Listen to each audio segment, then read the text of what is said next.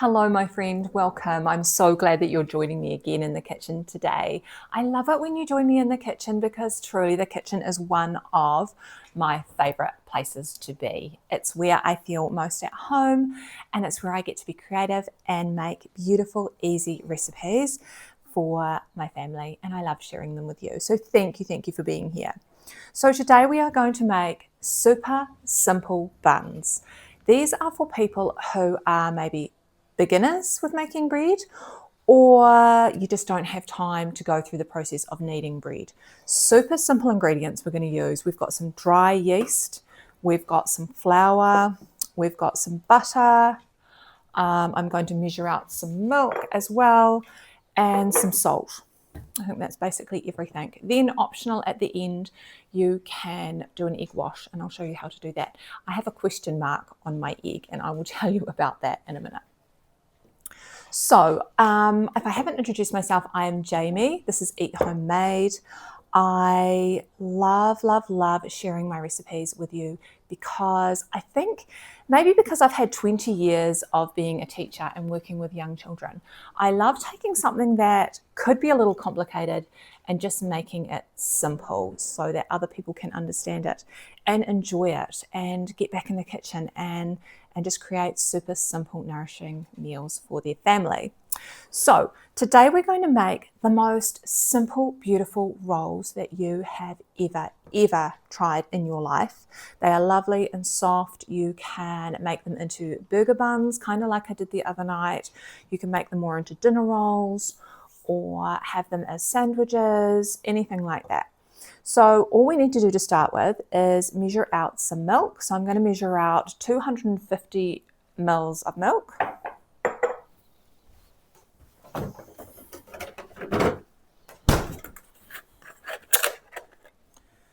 $250 mils is about a cup here in New Zealand. So let's say there. I don't know if you can hear the wind whistling through my house today. You might not be able to hear it, but it is a super windy, like overcast day, and there wasn't much light in my kitchen. So what I've done is I've opened up my front doors and the wind's sort of just whistling through because we are in a wind tunnel. So I hope it's okay. I hope the lighting's okay. I hope the sound is okay. Yeah, so take your cup of milk, pop it in the microwave and get it till it's about lukewarm. Okay, I put that in for about 50 seconds and clean hands, it feels about right. So I'm going to pop that into my bowl.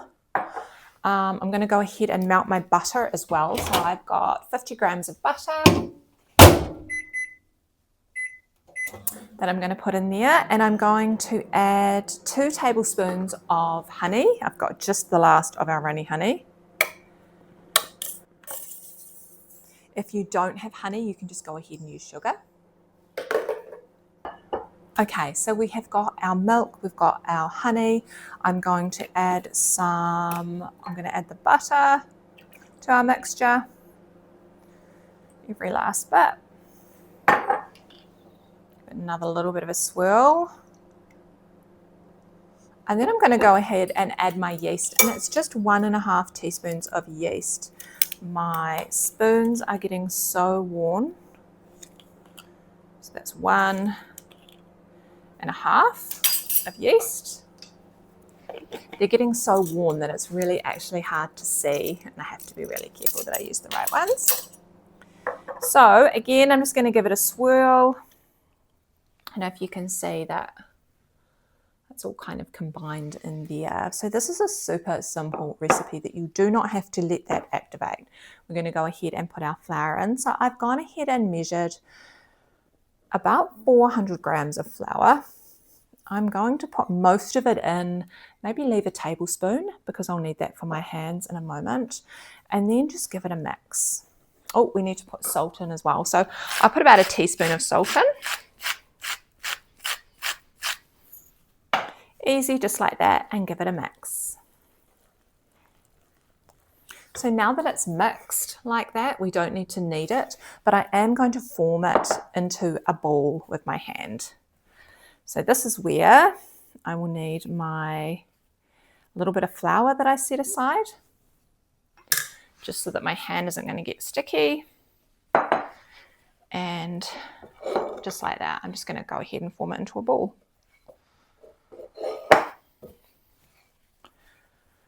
So that it's nicely combined. And you will want your dough to feel warm. So it's got the warm butter that's gone in there, and it's got the warm milk that's gone in. And this is how we want it to look. Just like that. It looks beautiful. And because it's got the butter in it, it smells so good already. So now what we do is we just place that back in our bowl and we put it somewhere warm for about an hour.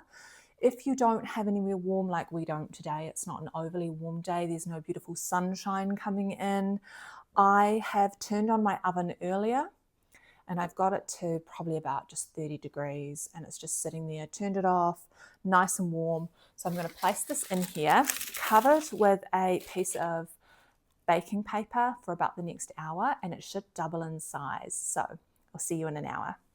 Okay, we've got quite a lot going on because while this was doubling in size, our beautiful dough, can you see that? That is just how we want it to be.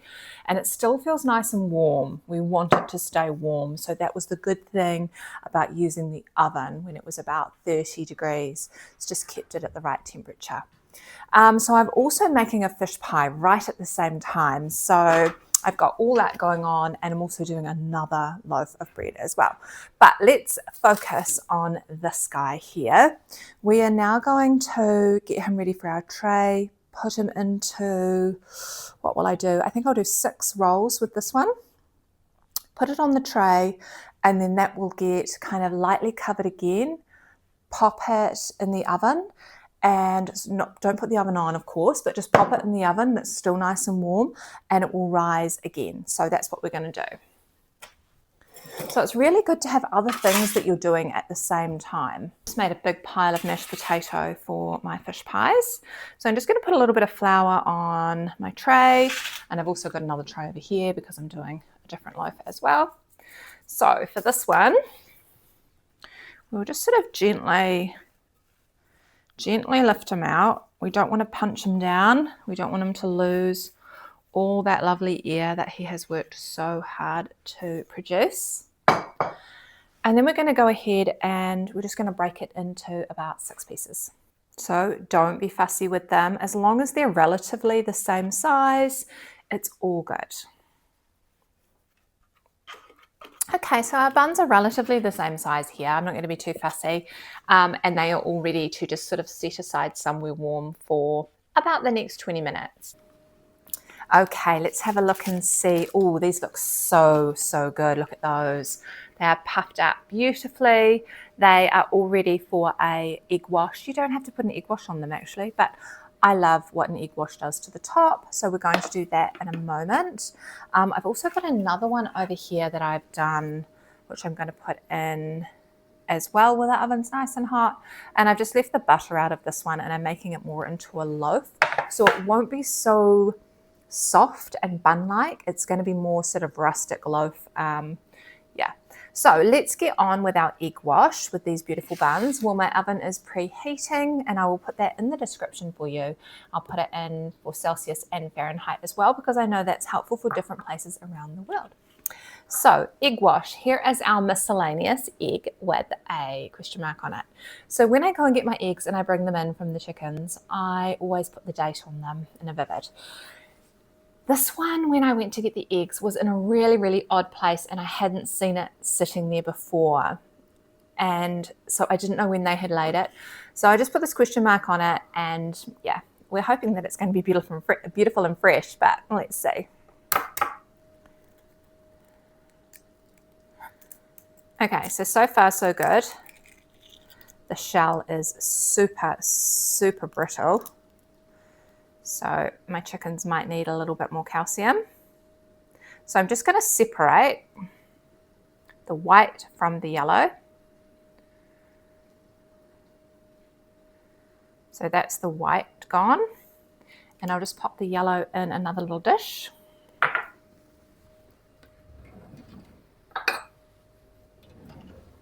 Okay, pop the yellow in my little dish, get rid of the shells.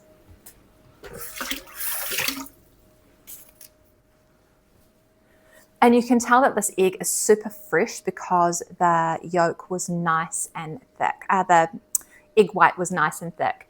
The longer the egg's been sitting, the runnier the white will get. We can use it, we go ahead and do it.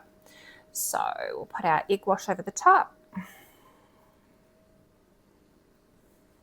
And our eggs are so yellow. I don't know if you can, oh, you can't even see it. Let me move it. You can't even see what I'm doing.